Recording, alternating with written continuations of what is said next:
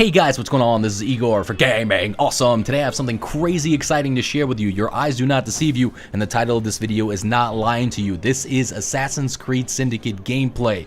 And yes, the release date for this game is October 23rd, and I got to play it over a month early. I got to go to the Ubisoft studios in San Francisco and get a full 3 hours of playtime, all of which I recorded. Now, unfortunately, the room that we were in, while it was extremely nice, it wasn't a great place to record voiceover in. So I have the footage, but I wasn't able to do my usual commentary over the gameplay as I was playing. So what I'm gonna do here is show you guys some footage that I captured and tell you my first impressions of the game, what I thought, and things that stood out to me that were major changes from the last Assassin's Creed title. One of the things that I first noticed is the city. Much like with Unity, it feels very much alive. One of the things that I absolutely loved about Unity was the crazy amount of NPCs, or computer-generated citizens, that populated the streets. I'm very, very happy that they kept this for Syndicate. London during the Industrial Revolution is a huge bustling city, and that means a ton of people in the streets, and Syndicate does not disappoint. It really feels like you're in a real city that's full of people with their own lives and their own businesses to get to, and I absolutely love the atmosphere here. So now on to the changes. First of all, 2 playable characters in this game. That's right, you get to play as a male character, Jacob,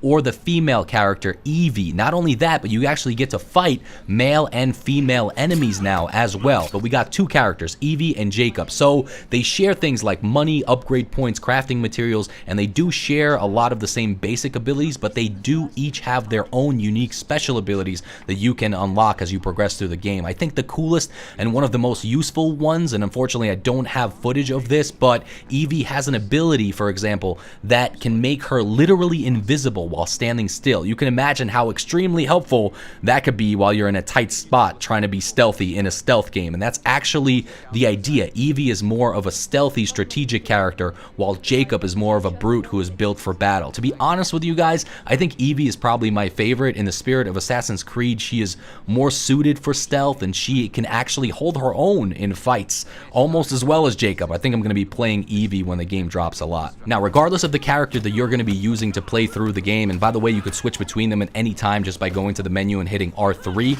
but there's one thing that's true for both of the characters, and that is cinematic finishing moves. Cinematic finishing moves. Cinematic finishing moves that are brutal and awesome. And by the way, these happen completely automatically. There's nothing that you actually have to do to initiate it.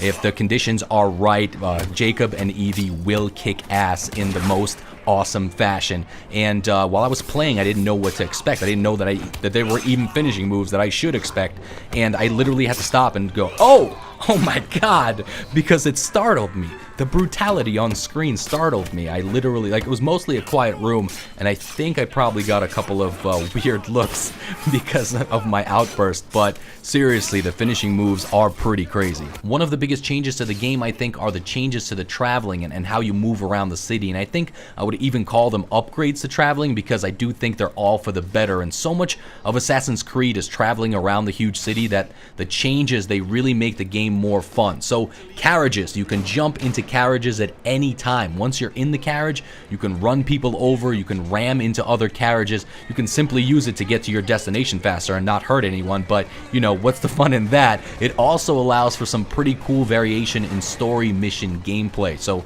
now you can have that epic chase scene through London in 2 carriages. There was a moment in the campaign where I had to get close to another carriage while driving my own carriage, then kind of leave it running on autopilot, jump on top of my own moving carriage, and then jump to the other moving carriage while everything is going on, while the high-speed chase is going on, and that's awesome.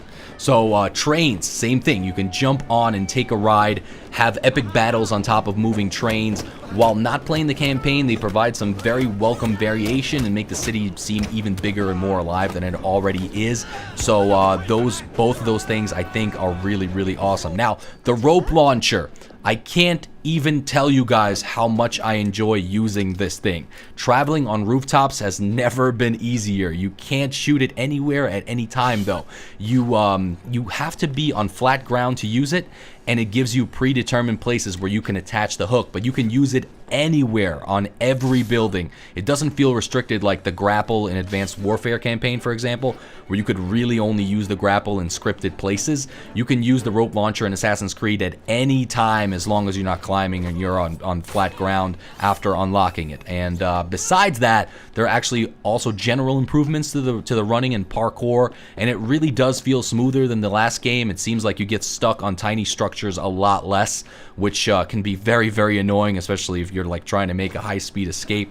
And finally, last but not least, and I'm not kidding about this is probably one of my favorite changes to the movement system, a button that automatically enters windows.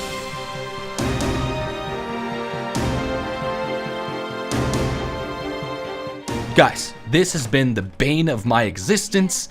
It's so frustrating to be running away from enemies just to get killed because your character refuses to jump through the window that's right in front of him. So seriously, love the addition of this. It makes things a lot smoother. One simple button, you're inside of the building, and you can continue your escape or your raid or whatever it is that you need to do. So with any really big open world game, there are obviously a lot of things to find and a lot of things to do and a lot of things to search for and collect, but the reason you are collecting them is to upgrade your character. And here, you have so many things to upgrade. Now, because I played the game really early, I can't show you the menus and everything like that, but there are tons of things to upgrade on your character, lots of those cool abilities, the special abilities that I mentioned for each character. You can now even upgrade items that are in the store.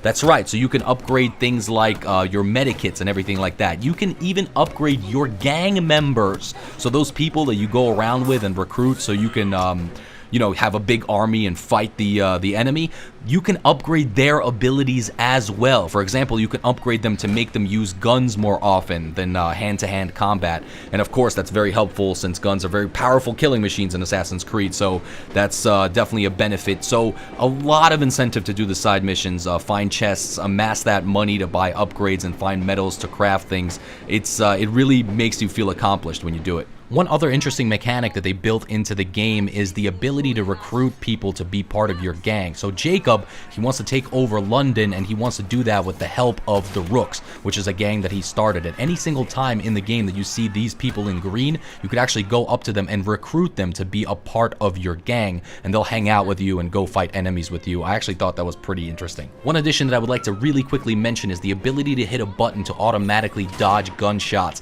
I actually thought this was really awesome. It gives you a lot more control in a fight. You can dodge when someone is aiming a gun at you while still continuing your melee. You don't have to zigzag aimlessly hoping that the shots of the enemies are going to miss you as you're climbing. Dodging shots is now like a quick time event minigame within the fighting and traveling system, which is definitely really cool. So yes, lots of new things in the new Assassin's Creed Syndicate game, but overall, was it fun? So overall, what did I think? I think a great gauge of an exciting game is once you stop playing it for a little while, you want to go back to playing more of it. And that's exactly what happened to me. A couple of hours passed and I was like, well, this kind of sucks actually. The game was, I had so much fun playing it that I want to play more of Assassin's Creed Syndicate. I wish I had the game right now so I could start streaming it for you guys, and that really is because of all the things that I have mentioned in this video, all the expansions to traveling around the city, the cool upgrades available for your characters, the game mechanics, the special abilities that are unique to each character, the aesthetics of the huge populated city